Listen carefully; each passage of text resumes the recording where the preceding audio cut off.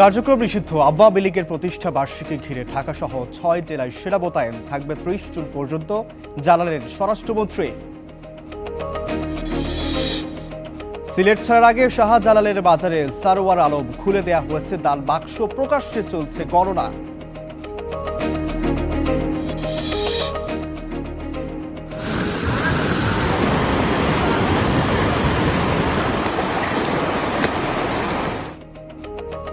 উজানের ঢলে সিলেট অঞ্চলে বাড়ছে নদ নদীর পানি, কমেছে উত্তরাঞ্চলে। সংস্কারের ১ বছরে ভেঙেছে রংপুরের তিস্তা সেতু রক্ষা বাঁধ।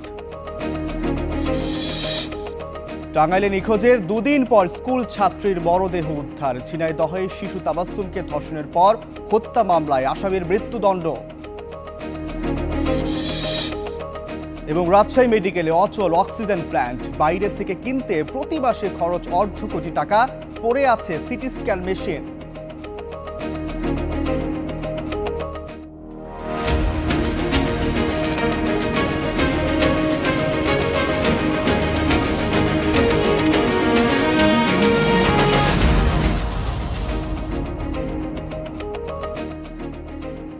আমন্ত্রণ স্টার বাংলায়, আপনাদের সঙ্গে আছি আমি আব্দুর রউফ। এতক্ষণ শিরোনামগুলো জানাচ্ছিলাম, এবার জানাবো পুরো খবর। ওয়ালটন সাইড বাই সাইড ফ্রিজের 8-in-1 কনভার্টেবল মোডে স্পেস ইউজ করুন মনের মতো, আর থাকুন নেক্সট লেভেলে। Walton side by side fridge, স্টাইলে ফিচারে নেক্সট লেভেলে। ২৩ জুন প্রতিষ্ঠা বার্ষিকীকে ঘিরে কার্যক্রম নিষিদ্ধ আওয়ামী লীগের তৎপরতা ঠেকাতে ৬ জেলায় সেনা মোতায়েন করেছে সরকার। দুপুরে সচিবালয়ে স্বরাষ্ট্রমন্ত্রী জানান, গোয়েন্দা তথ্যের ভিত্তিতে ঢাকা, নারায়ণগঞ্জ, চট্টগ্রাম, ফরিদপুর, গাজীপুর ও গোপালগঞ্জে ৩০ জুন পর্যন্ত সেনা মোতায়েন থাকবে। ইন-এইড টু সিভিল পাওয়ারের আওতায় এ সিদ্ধান্ত নেওয়া হয়েছে বলেও জানান সালাউদ্দিন আহমেদ। এর আগে স্বরাষ্ট্র মন্ত্রণালয়ের দেয়া এক প্রজ্ঞাপনে বলা হয়, কার্যক্রম নিষিদ্ধ দলটি বেআইনি মিছিল, শোডাউন ও নানা কর্মসূচির মাধ্যমে নাশকতা ও বিশৃঙ্খলা তৈরির চেষ্টা করছে। তাতে আইন শৃঙ্খলা পরিস্থিতির অবনতির শঙ্কায় সেনা মোতায়েন করা হচ্ছে। জননিরাপত্তায় ২২ জুন থেকে ৩০ জুন পর্যন্ত মাঠে থাকবে সেনা সদস্যরা। এর আগে কার্যক্রম নিষিদ্ধ দলটির নেতাকর্মীরা বিচ্ছিন্ন ঝটিকা মিছিল ও নাশকতার চেষ্টা করতে পারে এমন তথ্যে দেশজুড়ে সতর্কতা জারি করে পুলিশ সদর দপ্তর।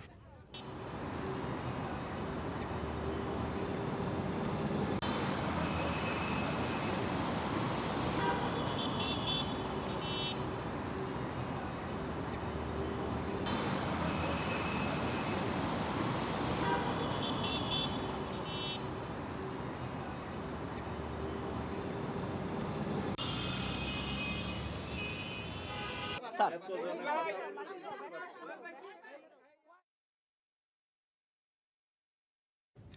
২৩ জুন প্রতিষ্ঠা বার্ষিকীকে ঘিরে কার্যক্রম নিষিদ্ধ আওয়ামী লীগের তৎপরতা ঠেকাতে ৬ জেলায় সেনা মোতায়েন করেছে সরকার। দুপুরে সচিবালয়ে স্বরাষ্ট্রমন্ত্রী জানান, গোয়েন্দা তথ্যের ভিত্তিতে ঢাকা, নারায়ণগঞ্জ, চট্টগ্রাম, ফরিদপুর, গাজীপুর ও গোপালগঞ্জে ৩০ জুন পর্যন্ত সেনা মোতায়েন থাকবে। ইন-এইড টু সিভিল পাওয়ারের আওতায় সিদ্ধান্ত নেওয়া হয়েছে বলেও জানান স্বরাষ্ট্রমন্ত্রী সালাউদ্দিন আহমেদ।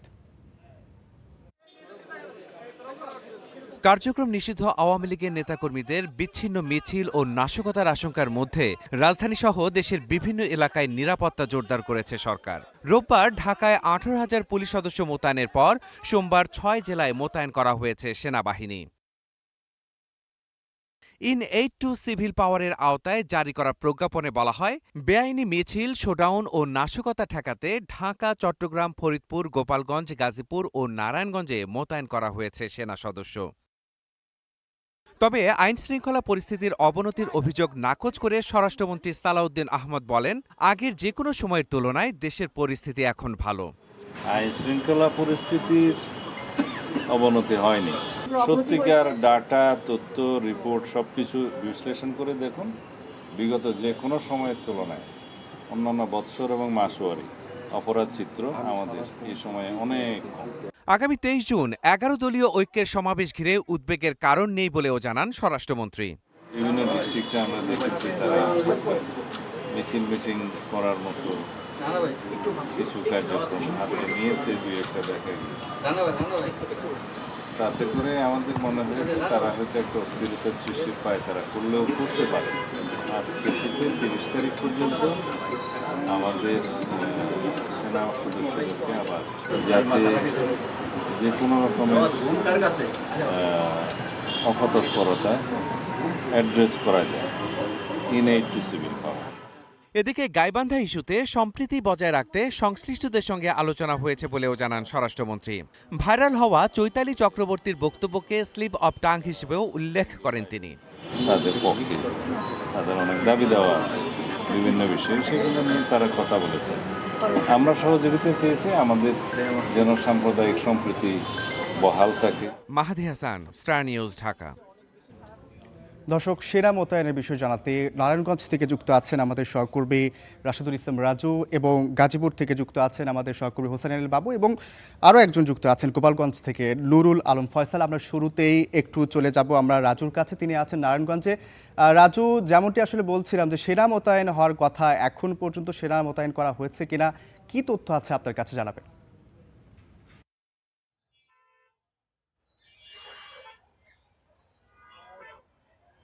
ধন্যবাদ আপনাকে। মূলত আজ দুপুরের দিকে এক প্রজ্ঞাপনের মাধ্যমে নারায়ণগঞ্জ সহ ৬ জেলার সেনাবাহিনী মোতায়েনের সিদ্ধান্ত নেওয়া হয়েছে। তবে এখনো পর্যন্ত নারায়ণগঞ্জ জেলার কোথাও সেনাবাহিনীর টহল লক্ষ্য করা যায়নি। এই বিষয়ে জানতে আমরা নারায়ণগঞ্জ জেলা প্রশাসনের সঙ্গে কথা বলেছি। তিনি আমাদের যেমনটা জানিয়েছেন যে এখনো পর্যন্ত নারায়ণগঞ্জের সেনাবাহিনী এসে পৌঁছায়নি। সেনাবাহিনী আসার পর তারা আসলে বসে সিদ্ধান্ত নেবেন যে কোথায় কোন স্পটে তারা কিভাবে কাজ করবে। পাশাপাশি তারা সমন্বয় করে অন্যান্য যেসব আইনশৃঙ্খলা বাহিনী রয়েছে তাদের সঙ্গে কাজ করবে। এদিকে এখনো পর্যন্ত বলা চলছে নারায়ণগঞ্জ আইনশৃঙ্খলা পরিস্থিতি স্বাভাবিক রয়েছে। তবে আগামীকাল নিষিদ্ধ কার্যক্রম ঘোষিত আওয়ামী লীগের প্রতিষ্ঠাবার্ষিকী, এই প্রতিষ্ঠাবার্ষিকী ঘিরে ঢাকা, গাজীপুর সহ নারায়ণগঞ্জও বেশ গুরুত্বপূর্ণ জেলা হিসেবে পরিচিত। এর ফলে 6টি জেলার মধ্যে নারায়ণগঞ্জ এখানে সেনাবাহিনী মোতায়েনের সিদ্ধান্ত নেওয়া হয়েছে। পাশাপাশি গত 1 মাসের যদি চিত্র বলতে হয় নারায়ণগঞ্জে, তাহলে নারায়ণগঞ্জ বেশ কয়েকটি জায়গায় আসলে আওয়ামী লীগের মিছিল অনুষ্ঠিত হয়েছে। এর ফলে নারায়ণগঞ্জ আসলে বাড়তি নজরে রয়েছে। এর পাশাপাশি আমরা নারায়ণগঞ্জ পুলিশ সুপারের সঙ্গে কথা বলেছি। তারা আমাদের যেমনটা জানিয়েছেন যে নারায়ণগঞ্জে এখনো পর্যন্ত আইন শৃঙ্খলা পরিস্থিতি স্বাভাবিক রয়েছে। তবে পুলিশের পাশাপাশি সেনাবাহিনীও তারা আইন শৃঙ্খলা পরিস্থিতি স্বাভাবিক রাখতে এবং বাড়তি আসলে সতর্কতা এড়াতেই মূলত এই পরিস্থিতি আসলে সেনাবাহিনী মোতায়েনের সিদ্ধান্ত নেওয়া হয়েছে। এই ছিল আমার কাছে নারায়ণগঞ্জ থেকে সবশেষ তথ্য। রূপ। রাজু, আপনাকে ধন্যবাদ আমাদের সঙ্গে যুক্ত হওয়ার জন্য। দর্শক, এবার একটু আমরা গাজীপুরে যেতে চাই, সেখানে আছেন আমাদের সহকর্মী হোসেন আলী বাবু। আমরা বাবুর কাছেও ঠিক একইভাবে জানতে চাই, বাবু গাজীপুরের কি অবস্থা দেখছেন? যেমনটি আসলে বলছিলেন, আমাদের সহকর্মী বলছিলেন যে গাজীপুরের সেনা সদস্যদের টহলের সবশেষ কি তথ্য আছে আপনার কাছে?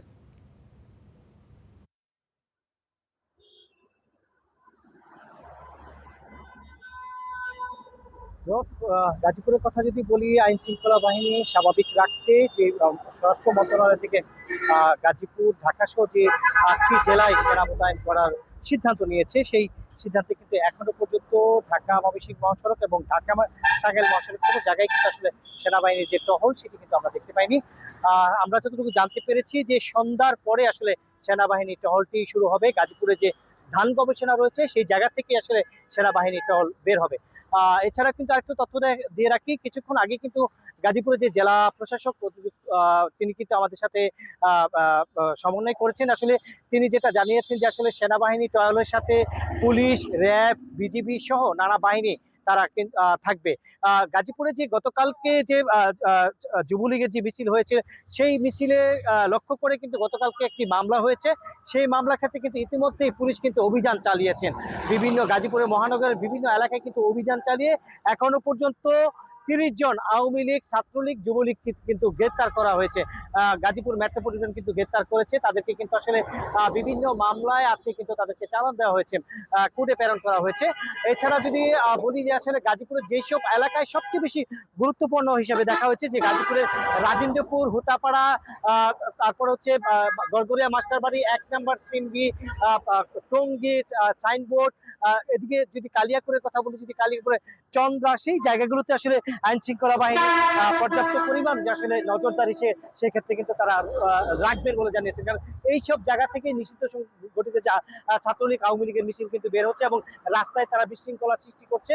বিভিন্ন জায়গায় তারা মিছিল করে আসলে জনবলের যে চলাচলে সেটা কিন্তু বিঘ্ন ঘটাচ্ছে। এই বিষয়ে কিন্তু আসলে আইন শৃঙ্খলা বাহিনী তাদের পর্যাপ্ত তাদের প্রস্তুতি কিন্তু রয়েছে। এই ছিল আমার কাছে সেনা মোতায়েনের গাজীপুরের সর্বশেষ। বাবু, আপনাকে ধন্যবাদ। দর্শক, এবার একটু আমরা সবশেষ যাচ্ছি গোপালগঞ্জে, যেমনটি আসলে বলছিলাম যে সেখান থেকে যুক্ত আছেন আমাদের সহকর্মী ফয়সাল। আপনার কাছে জানতে চাই যে গোপালগঞ্জের মাটি আওয়ামী লীগের ঘাঁটি বলেই পরিচিত। আমি জানতে চাই গোপালগঞ্জের পরিস্থিতি কি দেখছেন, সেনা সদস্যরা কি এখন পর্যন্ত মাঠে নেমেছেন কিনা?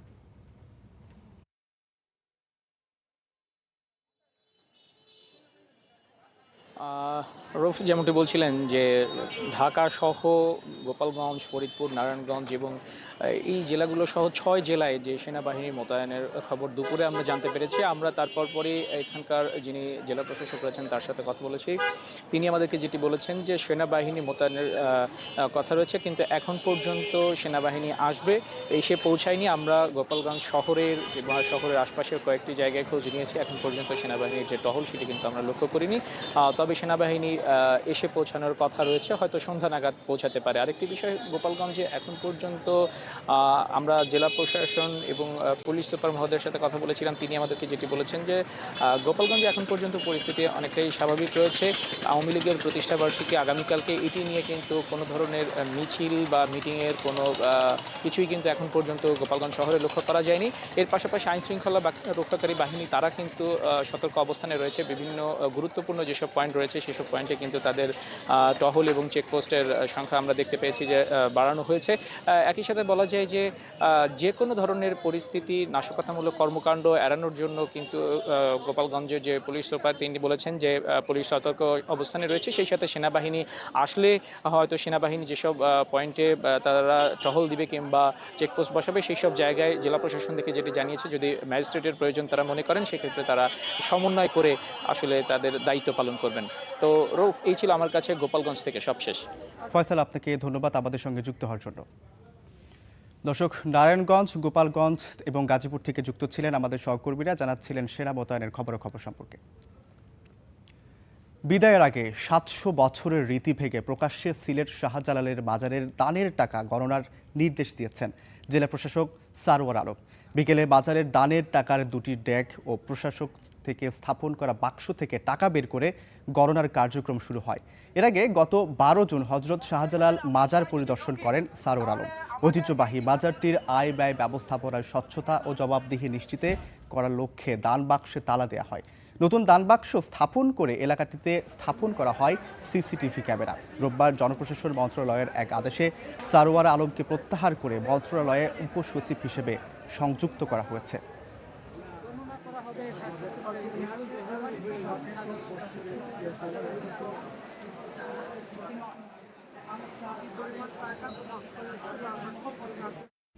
দর্শক, এই মুহূর্তে শাহজালালের বাজারে আছেন আমাদের সহকর্মী ইয়াহিয়া মারুফ। আমরা সরাসরি তার সাথে যুক্ত হচ্ছি। মারুফ, দান বাক্স গণনা কতদূর, জেলা প্রশাসক এসে কি বলছেন, আসলে আপনার কাছে কি তথ্য আছে জানাবেন।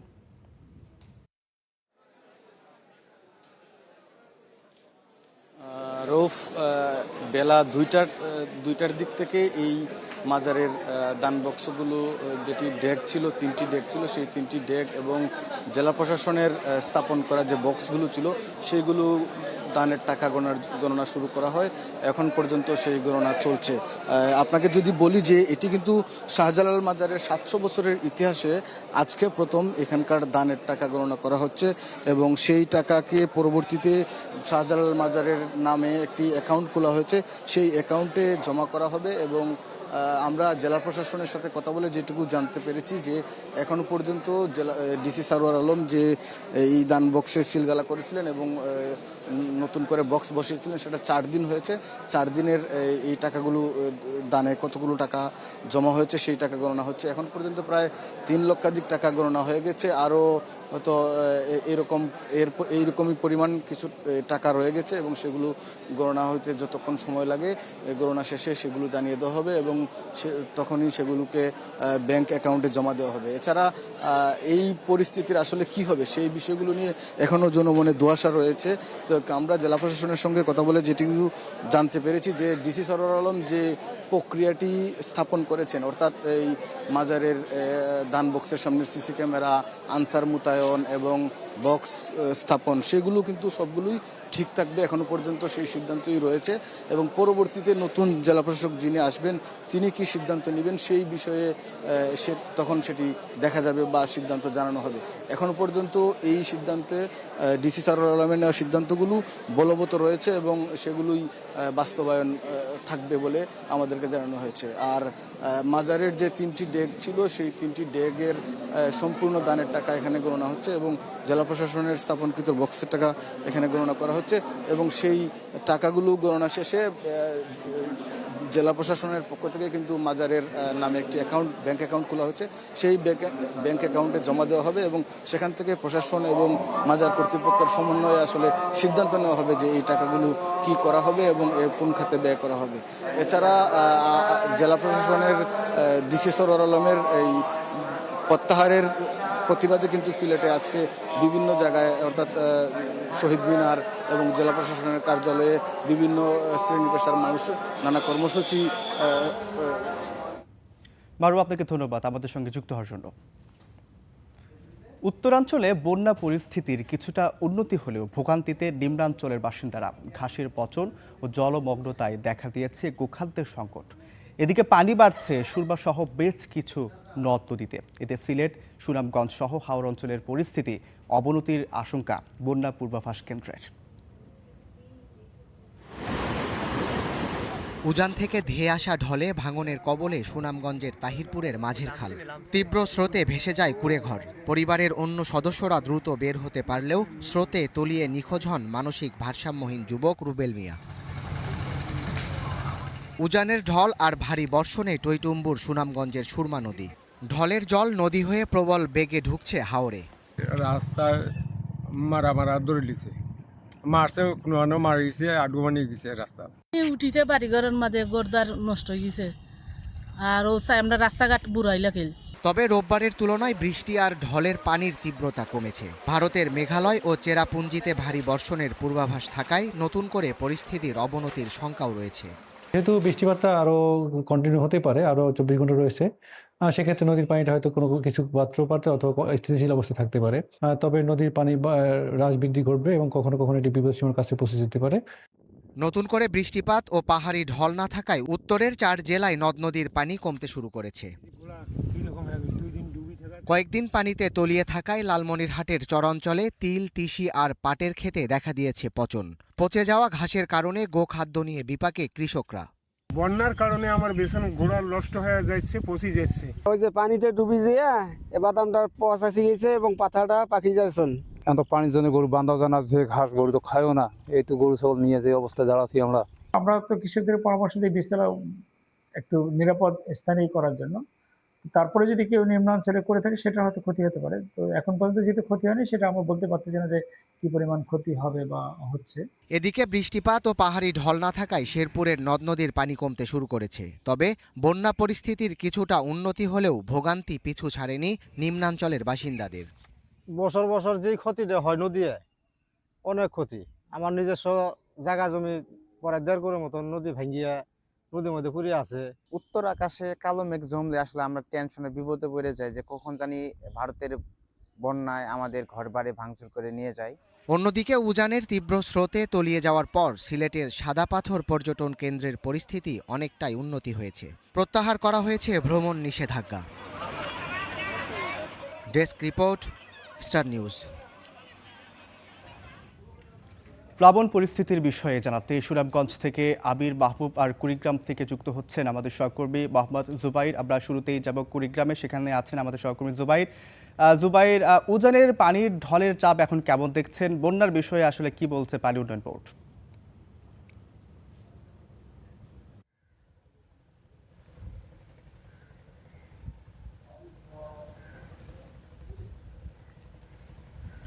আপনাকে জানিয়ে রাখি যে পানি উন্নয়ন বোর্ডের যে তথ্য তা অনুযায়ী আগামী 24 ঘন্টায় পানি বৃদ্ধি পাবে। এখন যে পরিস্থিতি সেটি কিন্তু কিছুটা ভয়াবহ। কুড়িগ্রামের 460টি যে চরাঞ্চল রয়েছে সেখানকার প্রধান যে আবাদ বা কৃষি শস্য সেগুলো কিন্তু তলিয়ে গেছে পানির তলে। বিশেষ করে ব্রহ্মপুত্র ধরলার পার্শ্ববর্তী নিম্নাঞ্চলে যে সকল চাষ ছিল স্থানীয় মানুষজনের সেগুলো অনেকটা তলিয়ে গেছে। তবে আসার খবর হলো তিস্তা এবং দুধকুমোরে তুলনামূলক পানি কমেছে গতকাল থেকে আজ পর্যন্ত। তবে সেই পানি গড়িয়ে এসে এখন কিন্তু ব্রহ্মপুত্র এবং যে ধরলা রয়েছে সেখানে পানি বৃদ্ধি পাচ্ছে। কুড়িগ্রাম জেলার মোট 16টি নদ নদীর অধিকাংশগুলোতেই এই একই অবস্থা। এখানকার মানুষজন যারা বিশেষ করে নিম্নাঞ্চলে বাস করেন, নদীর তীরবর্তী অঞ্চলে বাস করেন, যে জায়গাগুলোতে বাঁধ নেই ঠিক সেই জায়গাগুলোতে কিন্তু এখানকার কষ্টটা বেশি হচ্ছে। এছাড়াও থেমে থেমে যে বৃষ্টিপাত হচ্ছে তাতে কিন্তু অনেকটা ক্ষতিগ্রস্ত হচ্ছে যে বাঁধগুলো রয়েছে এখানকার। তবে আমরা পানি উন্নয়ন বোর্ডের সাথে কথা বলেছি, তারা যেমনটি জানিয়েছেন যে বাঁধগুলো রক্ষায় কিন্তু বা সংস্কারে নতুন করে উদ্যোগ তারা গ্রহণ করেছেন এবং আমাদের সরজমিনে সেটি দৃষ্টিগোচরও হয়েছে। কিছু কিছু জায়গাতে আমরা দেখছিলাম যে বাঁধগুলো নতুন করে সংস্কার যে কাজ সেটি কিন্তু চলছে। আসছে যে বর্ষা মৌসুম, সেখানে কিন্তু এই বাঁধগুলো অবস্থা খুবই খারাপ, সেগুলো ভেঙে যাওয়ার একটা সম্ভাবনা রয়েছে। সেই অনুযায়ী পানি উন্নয়ন বোর্ড তারা কিন্তু ব্যবস্থা নিচ্ছে। পাশাপাশি নদীর তীরবর্তী যে অঞ্চলগুলো রয়েছে সেখানে পানি একবার উপচে যাওয়ার মতো অবস্থা সৃষ্টি হয়েছে। বিশেষ করে জায়গাগুলোতে ডান তীর বাধা হয়নি, অর্থাৎ বোল্টার বা ব্লকের মাধ্যমে বাধা হয়নি, সেখানে কিছুটা ক্ষতিগ্রস্ত হচ্ছে এবং নদী ভাঙনের দেখা কিন্তু দিয়েছে।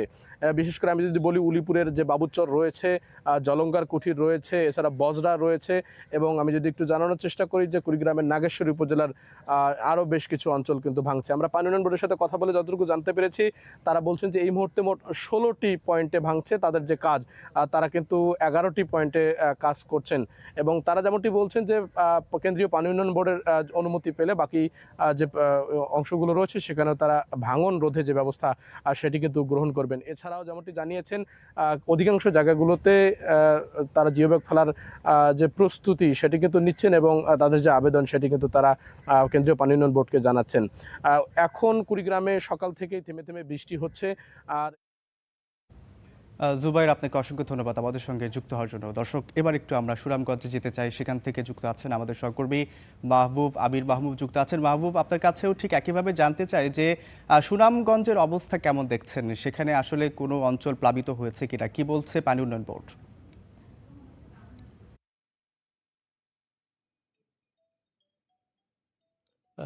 রৌফ, আপনাকে যদি বলি যে আসলে দেখুন যে গতকালকে পাহাড়ি ঢলে সুনামগঞ্জের বেশ কিছু নিম্নাঞ্চল প্লাবিত হয়েছিল, তবে আজকে বৃষ্টিপাত না হওয়ার ফলে কিন্তু সবগুলো এলাকা থেকে পানি নেমে গেছে এবং এই মুহূর্তে সুরমা নদীর পানি বিপদসীমার 65 সেন্টিমিটার নিচে দিয়ে প্রবাহিত হচ্ছে।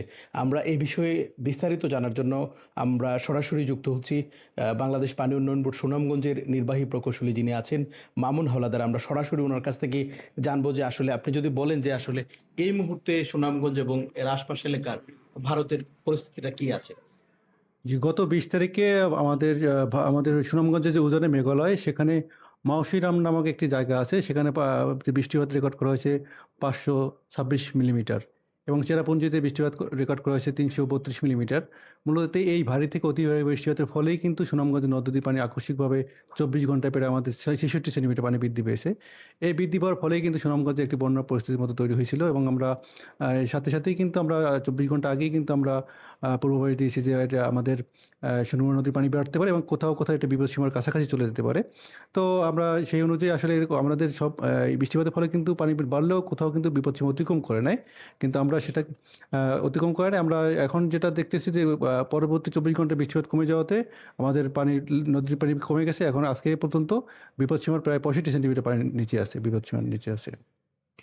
আমরা এতক্ষণ কথা বলছিলাম পানি উন্নয়ন বোর্ডের যিনি নির্বাহী প্রকৌশলী আছেন মামুন হাওলাদার, তিনি যেমনটি বলছেন যে এই মুহূর্তে সুনামগঞ্জে আসলে বন্যা পরিস্থিতি নেই এবং স্বাভাবিকভাবে আছে, তবে বৃষ্টিপাত আগামী যে 24 ঘন্টার পূর্বাভাস রয়েছে সেখানে মাঝারি থেকে ভারী বৃষ্টিপাতের সম্ভাবনা আছে। রফ, এই ছিল সুনামগঞ্জ থেকে সর্বশেষ। মাহবুব, আপনাকে অসংখ্য ধন্যবাদ আমাদের সঙ্গে যুক্ত হওয়ার জন্য। 1 বছর আগে রংপুরের গঙ্গাচড়ার মহিপুর তিস্তা সেতু রক্ষা বাঁধে ভাঙন দেখা দিলে তৎপর হয় এলজিইডি। পরিদর্শনে যান বিশেষজ্ঞরা, ব্যয় হয় লাখ লাখ টাকা, কিন্তু স্থায়ী সমাধানের বদলে নির্মাণ করা হয় বাঁশের বেড়া। চলতি মৌসুমে তিস্তার পানি বাড়ার প্রথম ধাক্কাতেই সেই প্রতিরোধ ভেঙে পড়েছে, দেখা দিয়েছে ভাঙনও।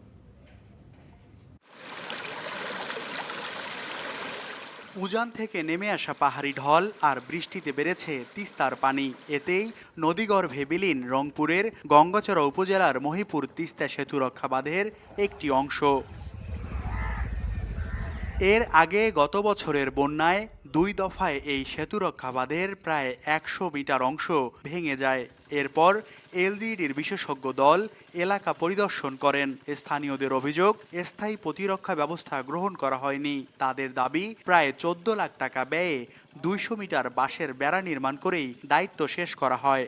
আমার এই যে বাঁধ ভাঙে চল, আমরা উঁচু জায়গা তুটি, সেটা যদি ভাঙি যায় তাহলে আমরা উঠবো কোথায়? গতবার তো ভালো করে ঠিক করা উচিত, তা তো ঠিক করেনি। আবার এই যে বাঁশ দিয়ে দিয়েছে, সে বাঁশ পর্যন্ত উগড়ি টুকড়ি চলে গিয়েছে। লাগলে এই বাঁধ শেষ হলে এই এলাকা একদম এখন মানুষ ধ্বংস। বাঁধটা পুরো ভাঙলে আমরা তো আর ঘর বাড়ি দড়ি থাকতে পারবো না, তখন তো আমাদের নদী ভাসি যাইতে হবে। লক্ষ্মীটারি ইউনিয়ন পরিষদের চেয়ারম্যানও বলছেন, বিশেষজ্ঞদের পরামর্শে নির্মিত বাঁশের প্রতিরোধ ব্যবস্থা তিস্তার মতো খরস্রোতা নদীর জন্য উপযোগী ছিল না। ফলে এবারের পানি বৃদ্ধির প্রথম ধাক্কায় ঠেকানো সম্ভব হয়নি। রংপুর অঞ্চলের কোনো গার্জিয়ান না থাকার কারণে এনারা এইভাবে কাজ করেন, যে কাজের কোনো মূল্য নাই, এবং আমরাই বর্তমান ওদের কাছে বিপদে পড়ে আছি। আমরা এমনভাবে দায় সারাভাবে যে কাজগুলো করলে আমাদের কোনো উপকারে আসবে না, সেই কাজগুলো ওনারা করে থাকেন। এলজিইডির দাবি, নদীতে ভেসে আসা কচুরিপানার চাপেই ভেঙেছে বাঁশের প্রতিরোধক। পরিস্থিতি পর্যালোচনার জন্য নতুন করে বিশেষজ্ঞ দল গঠন করা হয়েছে। এই মুহূর্তে ওটা যদি কাজ করতে যায় তাহলে ওখানে হাইড্রোলজি মরফোলজি সার্ভে লাগবে, দেন সরকারের টাকা ব্যয় হতে পারে। এরকম একটা প্রস্তাবনা আমাদের গ্রিপ 2 প্রকল্প, ওই প্রকল্পে অন্তর্ভুক্ত করে এটা মন্ত্রণালয়ে প্রেরণ করা হয়েছে। ওটা অনুমোদন হলে খুব শীঘ্রই কাজটা শুরু হবে।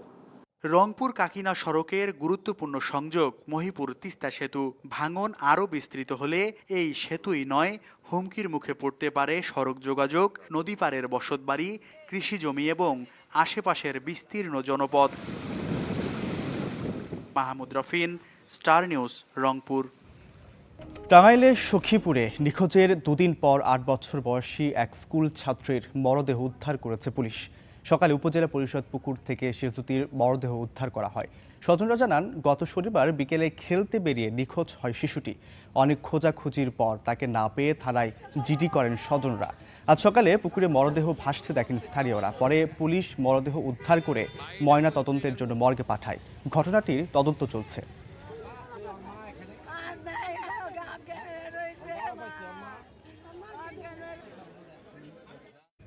মাত্র 5 কার্যদিবসে দেয়া হলো ঝিনাইদহের শিশু তাবাসসুমকে ধর্ষণের পর হত্যা মামলার রায়। এতে আসামি আবু তাহেরকে মৃত্যুদণ্ড দিয়েছেন আদালত। সেই সাথে 5 লাখ টাকাও অর্থদণ্ড দেয়া হয়েছে তাকে। রায়ে সন্তোষ জানিয়েছেন শিশুটির পরিবার। ঝিনাইদহের বাদুরগাছা গ্রামে 4 বছরের তাবাসসুমকে ধর্ষণের পর শ্বাসরোধে হত্যা করা হয়। সোমবার আলোচিত সেই ঘটনার রায় দেন বিচারক।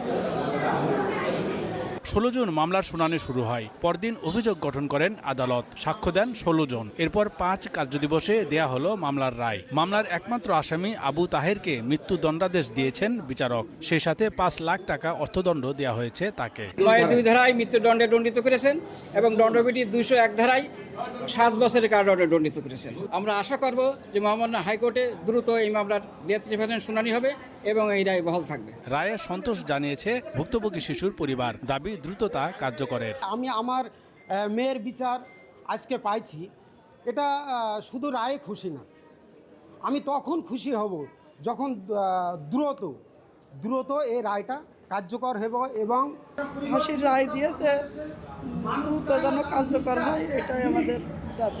ঝিনাইদহের মহেশপুরে বাড়ি তাবাসসুমের, তবে বাবার কর্মসূত্রে থাকতো কালীগঞ্জে। Desk report, star news. গাইবান্ধার শাখাটায় স্কুলের ম্যানেজিং কমিটি নিয়ে বিরোধের জেরে শিবিরি নেতা হত্যায় এখনও বিরাজ করছে উত্তেজনা। হত্যার প্রতিবাদে সকালে গাইবান্ধা শহরের কেন্দ্রীয় শহীদ মিনার থেকে বিক্ষোভ মিছিল বের হয়। সেটি বিভিন্ন সড়ক ঘুরে একই স্থানে এসে শেষ হয়। এদিকে হত্যাকাণ্ডে মূল অভিযুক্ত যুবদল নেতাকে দল থেকে বহিষ্কার করা হয়েছে। গতরাতে গাইবান্ধা জেলা যুবদল থেকে এক বিজ্ঞপ্তিতে মোখলেসুর রহমান মুকুলকে বহিষ্কারের তথ্য জানানো হয়।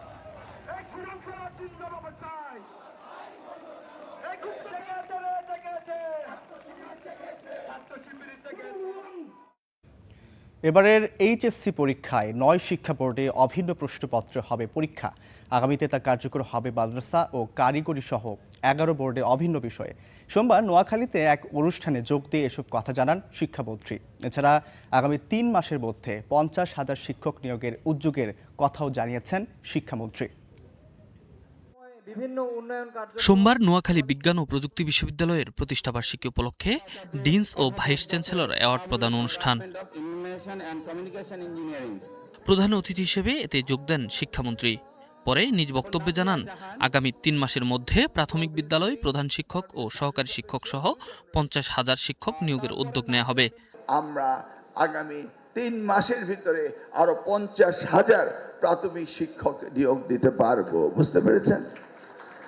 আমরা এনটিআরসির মাধ্যমে যেই সমস্ত শিক্ষকরা এক এক জেলা থেকে অন্য জেলায় এসে কাজ করছেন এবং কষ্ট করছেন, তাদেরকেও ট্রান্সফার আমরা জুলাই 16-র ভিতরে অটোমেশন ট্রান্সফারের ব্যবস্থা আমরা করব। 27-28 অর্থ বছরে শিক্ষা খাতে জিডিপির 3.5% এবং পরের অর্থ বছরে 4% করার লক্ষ্যে সরকার কাজ করছে বলেও জানান মন্ত্রী। ক্রমান্বয়ে আগামী বাজেট দেখবেন আমি 3.5% নিয়ে যাব জিডিপির, এর পরের বছর দেখবেন 4 ক্রস করব। এদিকে রাজধানীর অনুষ্ঠানে যোগ দিয়ে প্রাথমিক গণশিক্ষা প্রতিমন্ত্রী বলেন, বাংলা বা ইংরেজি মাধ্যম যাই হোক না কেন প্রাথমিক অপ্রশিক্ষিত শিক্ষক থাকবেন না। কারিকুলাম এনসিটিভি বানায়, এগেন এনসিটিভি একা কারিকুলাম বানাবে এইটাও ঠিক না, কারণ কারিকুলামটা আসলে এভরিথিং ইন এডুকেশন কারিকুলাম, এটার ভিত্তিতে বাকি সব কিছু হবে। সো যারা আসলে অ্যাট দ্য গ্রাউন্ড লেভেল শিক্ষা দান করছে তাদেরকে বাইরে রেখে আপনি কারিকুলাম করতে পারেন না। যারা অ্যাডমিনিস্ট্রেট করছে যেমন ডিপি বা হোয়াটনট, তাদেরকে বাইরে রেখে আপনি কারিকুলাম করতে পারেন না। যারা টিচারকে ট্রেন করছেন তাদেরকে বাইরে রেখে আপনি কারিকুলাম করতে পারেন না। একই সাথে বৃহত্তর সমাজ ব্যবস্থা, কারণ একটা বাচ্চাকে শেখানো চারটিখানি কথা না। সমৃদ্ধ ভবিষ্যৎ গড়তে হলে শিক্ষাকে আনন্দময় করতে হবে, তাই শিক্ষকের মান উন্নয়নের কোনো বিকল্প নেই বলেও জানান প্রতিমন্ত্রী। এই প্লেগ্রাউন্ডগুলো কিভাবে আসলে তৈরি করা যায়। Enamul Haque, star news, Dhaka. আগামী 1 বছরের মধ্যেই দেশের পরিবেশ পরিস্থিতির দৃশ্যমান উন্নতি হবে বলে জানিয়েছেন পরিবেশ, বন ও জলবায়ু পরিবর্তন প্রতিমন্ত্রী শেখ ফরিদুল ইসলাম। দুপুরে নারায়ণগঞ্জ জেলা শিল্পকলা একাডেমি অডিটোরিয়ামে এক অনুষ্ঠানে অংশ নিয়ে প্রতিমন্ত্রী বলেন, নদী দূষণের প্রধান কারণ শিল্প কারখানার অপর্যাপ্ত বর্জ্য ব্যবস্থাপনা এবং ইটিপি সঠিকভাবে পরিচালিত না হওয়া। দূষণের উৎসগুলো চিহ্নিত করে সরকার সেগুলো নিয়ন্ত্রণে কার্যকর পদক্ষেপ গ্রহণ করছে। অবৈধ ইটভাটা, শিল্প কারখানার বর্জ্য এবং যানবাহনের ধোঁয়া পরিবেশ দূষণের অন্যতম প্রধান উৎস জানিয়ে প্রতিমন্ত্রী সবাইকে পরিবেশ রক্ষায় এগিয়ে আসার আহ্বান জানান।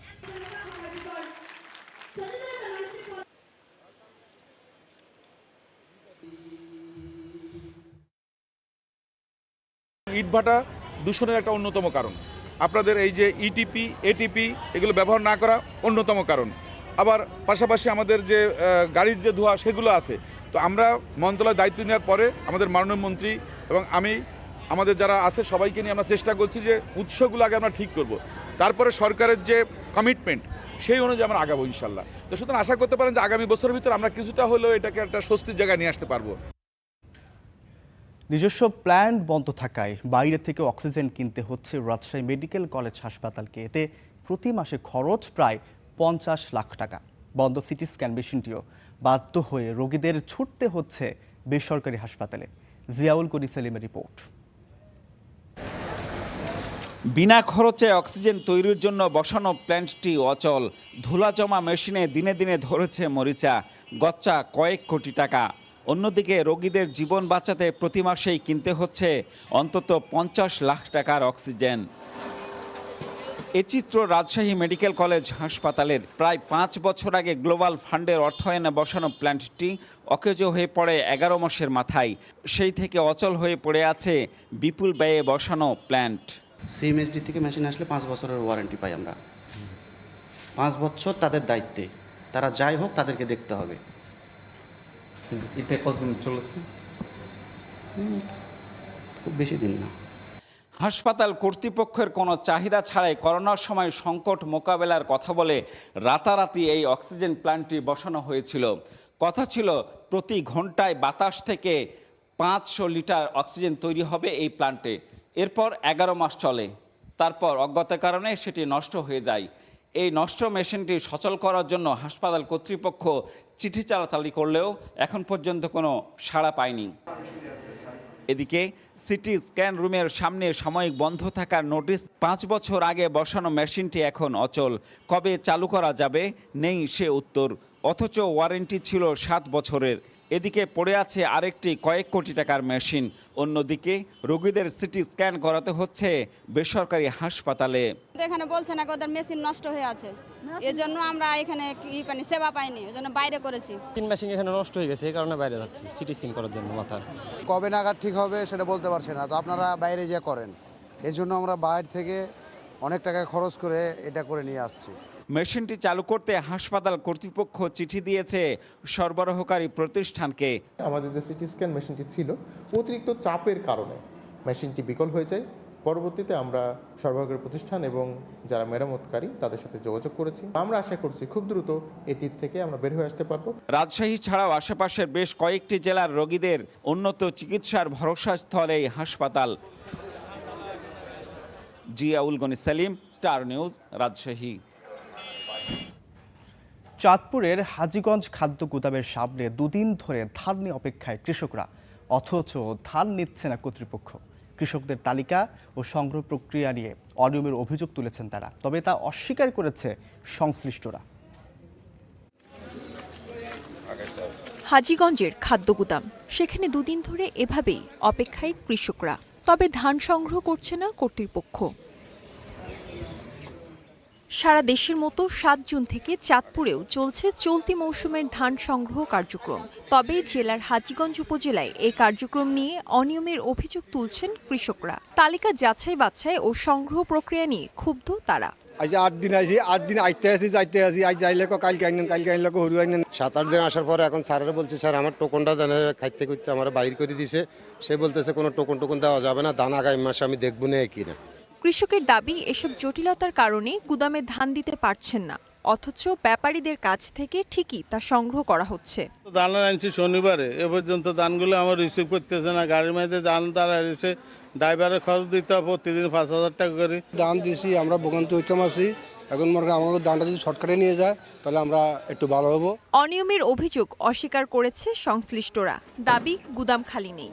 আমরা টোকেন দেখেন, আমি কজনকে টোকেন দিয়েছি, সেই টোকেন যেটা দিয়েছি ওইটা আমার নেওয়ার কর্তব্য, ওইটা আমার নেওয়ার দায়িত্ব। ওইটাতে এখন সিরিয়াল ব্যাংকে দিব, এরা গাড়ি সিরিয়াল করে দিয়েছে, ওইটা আমার গাড়ি আসতে নাই মনে হচ্ছে, না নেবার আছে। কিছুটা জায়গার সমস্যা আছে, যার জন্য আমরা ইতিমধ্যেই এখান থেকে ছাঁটাইয়ের জন্য বরাদ্দ দিয়েছি। কৃষি বিভাগ, উপজেলা প্রশাসন, আমাদের খাদ্য বিভাগের সমন্বয়ে আরেকটা আমি টিম করে দিচ্ছি এখানে, যাতে আরও দ্রুত কাজগুলি হয়। এটাই আমরা ব্যবস্থা নিচ্ছি। ইনশাল্লাহ আশা করি সমস্যার সমাধান হয়ে যাবে আজ 1-2 দিনের মধ্যে। জেলা খাদ্য বিভাগের তথ্য অনুযায়ী চলতি মৌসুমে চাঁদপুরে 5,939 মেট্রিক টন ধান সংগ্রহের লক্ষ্যমাত্রা নির্ধারণ করা হয়েছে। আগস্টে শেষ হবে কার্যক্রম। Desk report, star news. নারায়ণগঞ্জে ডিবি পুলিশ পরিচয় প্রিন্টিং কারখানায় ডাকাতির ঘটনায় 2 জনকে গ্রেপ্তার করা হয়েছে। পুলিশ জানায়, গত 12 জুন সন্ধ্যায় রূপগঞ্জের বরাবো এলাকায় 2 প্রিন্টিং কারখানায় ডিবি পুলিশ পরিচয় ডাকাতি করে 20 থেকে 25 জনের একটি দল। লুট করে নেওয়া হয় গুরুত্বপূর্ণ মালামাল সহ নগদ টাকা। এ ঘটনায় প্রতিষ্ঠান দুটির পক্ষ থেকে মামলা হলে মাঠে নামে পুলিশ। রোববার মধ্যরাতে চট্টগ্রামের পাহাড়তলী ও আকবরশাহ থানা এলাকা থেকে লুট হওয়া মালামাল সহ 2 ডাকাতকে গ্রেফতার করা হয়।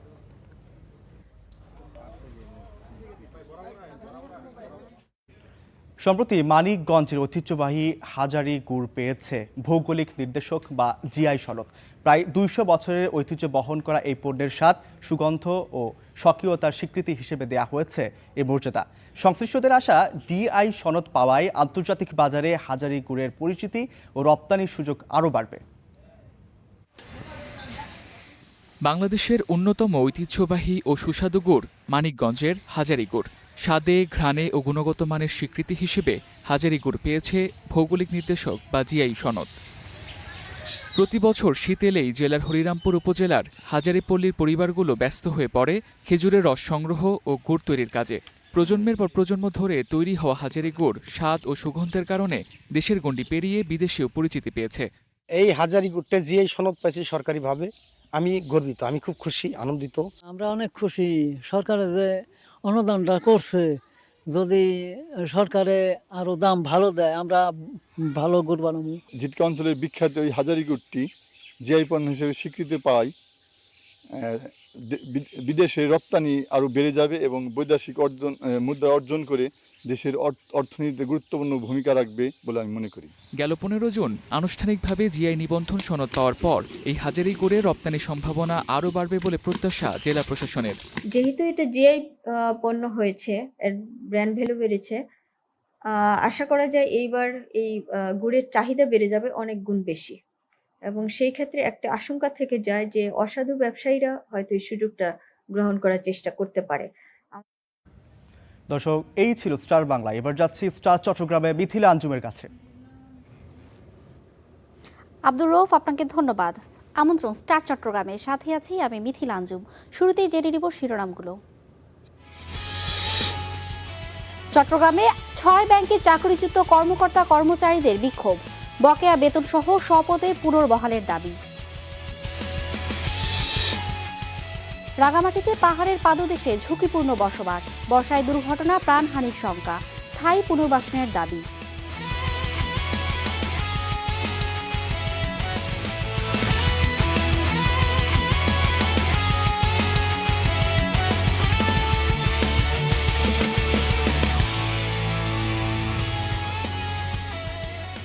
দেখছিলাম শিরোনাম, এবারে বিস্তারিত। চট্টগ্রামের শরিয়াহ ভিত্তিক 6 ব্যাংক ও আভিভা ফাইন্যান্স থেকে চাকরিচ্যুত কর্মকর্তা কর্মচারীরা তাদের পুনর্বহালের দাবিতে মানববন্ধন ও বিক্ষোভ সমাবেশ করেছেন। অন্যায়ভাবে ছাঁটাইয়ের মুখে পড়েছেন বলে অভিযোগ তাদের। এ সময় বকেয়া বেতন সহ স্বপদে পুনর্বহালের দাবি জানানো হয়েছে। চট্টগ্রামে মানববন্ধন ও অবস্থান কর্মসূচি পালন করেছেন 6টি ইসলামী ধারার ব্যাংক ও আভিভা ফাইন্যান্সের চাকরিচ্যুত কর্মকর্তা কর্মচারীরা। সোমবার সকাল 9:30টায় নগরীর কোতোয়ালি এলাকায় বাংলাদেশ ব্যাংকের আঞ্চলিক কার্যালয়ের সামনে এই কর্মসূচি পালন করেন তারা। আন্দোলনকারীরা বাংলাদেশ ব্যাংকের সামনে প্রায় 2 ঘন্টা অবস্থান করেন। এ সময় তারা দাবি করেন অন্যায়ভাবে তাদের চাকরিচ্যুত করা হয়েছে। এরা একটা নির্দিষ্ট দলের লোকদেরকে চাকরিতে বহাল করার জন্য আমাদেরকে টার্মিনেশন করছে। আমাদেরকে অযোগ্য বলতো, তাহলে আমরা 4 বছর কিভাবে সার্ভিস দিয়েছি। যাদেরকে জোরপূর্বক টার্মিনেট করা হয়েছে শুধুমাত্র তারা দলীয় এজেন্ডা বাস্তবায়ন এবং দলীয় কর্মীদেরকে নিয়োগ দেওয়ার জন্য। তারা বলেন চাকরিচ্যুত হওয়ায় হাজারো পরিবার অনিশ্চয়তার মধ্যে দিন পার করছে। এ সময় তারা এসব প্রতিষ্ঠানের পরিচালনা পর্ষদ পুনর্গঠনেরও দাবি জানান। আমরা আজকে 9 মাস খুবই মানবতর জীবন যাপন করছি। আমরা চাই আমাদের চাকরিতে পুনর্বহাল করা হোক। আমাদের এটা যদি সরকারের কাছে আমাদের অনুরোধ এটা যদি পুনর্বহাল না করা হয় তাহলে আমাদের বৃহত্তর কর্মসূচি আমরা পরবর্তীতে ঘোষণা করব। অবস্থান কর্মসূচির পর কোতোয়ালি মোড় থেকে বিক্ষোভ মিছিলটি বের হয়ে নিউ মার্কেট এলাকায় গিয়ে শেষ হয়। Syed Tammim Mahmud, star news, Chattogram. কার্যক্রম নিষিদ্ধ আওয়ামী লীগের প্রতিষ্ঠা বার্ষিকী কেন্দ্র করে ঢাকা, চট্টগ্রাম সহ 6 জেলায় সেনা মোতায়েন করেছে সরকার। এ বিষয়ে জানাতে বন্দর নগরী থেকে যুক্ত হচ্ছেন সহকর্মী রুকন উদ্দিন। রুকন, নগরীতে সেনাবাহিনী কি টহল দিতে শুরু করেছে, সার্বিক চিত্র আমাদেরকে জানাবেন। এখনো পর্যন্ত সেনাবাহিনী টহল দিতে শুরু করেছে এমন কোনো চিত্র আমরা দেখতে পাইনি। আমরা বিকেল থেকে আসলে যেটি দেখছি যে এখনো পর্যন্ত সেরকম কোনো চিত্র আসলে দেখা যায়নি।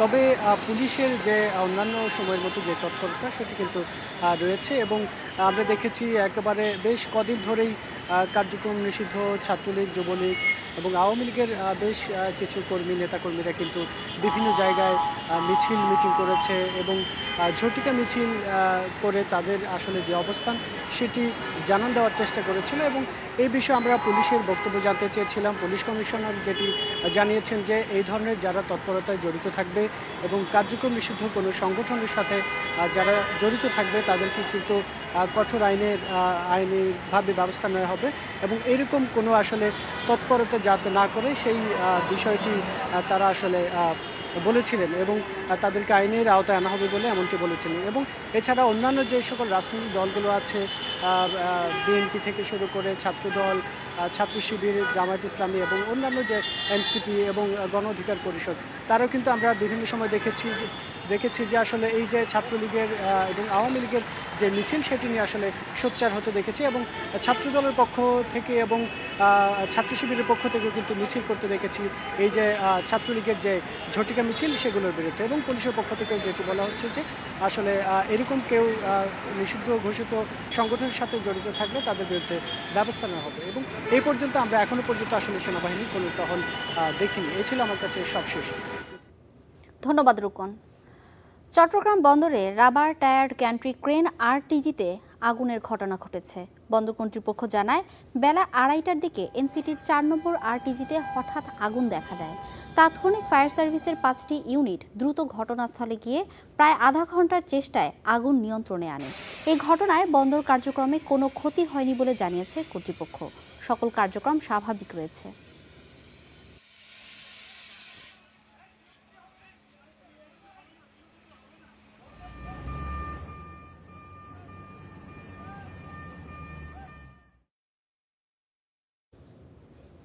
রাঙামাটিতে কোনোভাবেই থামছে না পাহাড়ের পাদদেশে ঝুঁকিপূর্ণ বসবাস।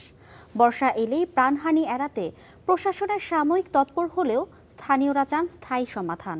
তবে স্থায়ী পুনর্বাসনের সীমাবদ্ধতার কথা বলছে জেলা প্রশাসন।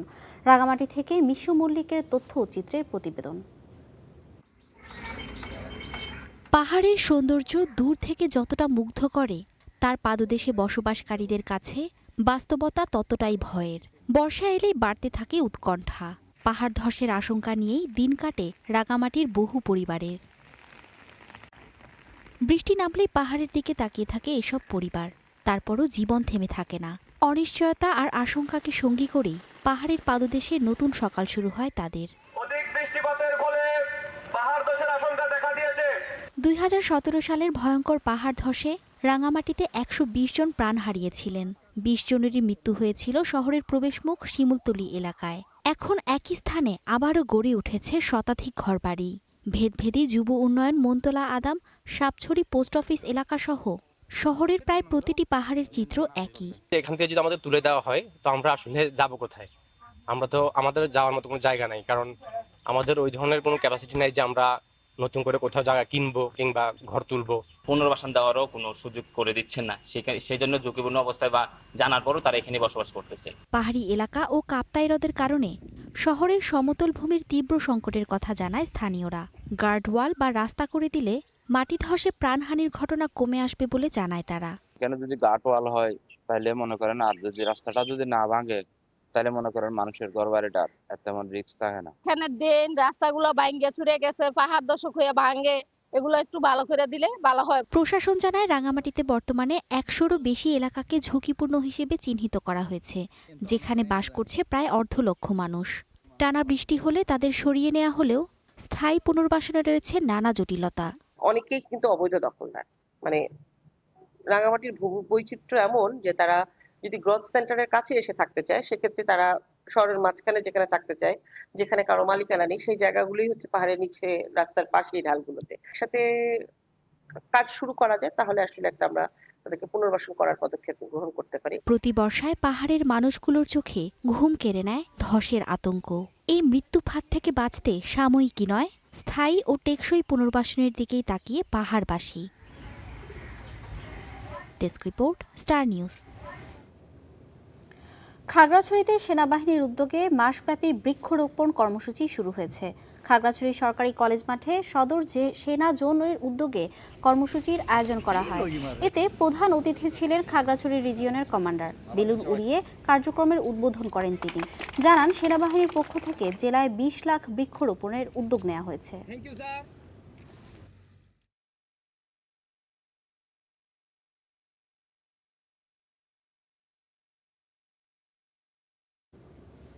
এই ছিল স্টার চট্টগ্রামে। এতক্ষণ সঙ্গে থাকার জন্য ধন্যবাদ।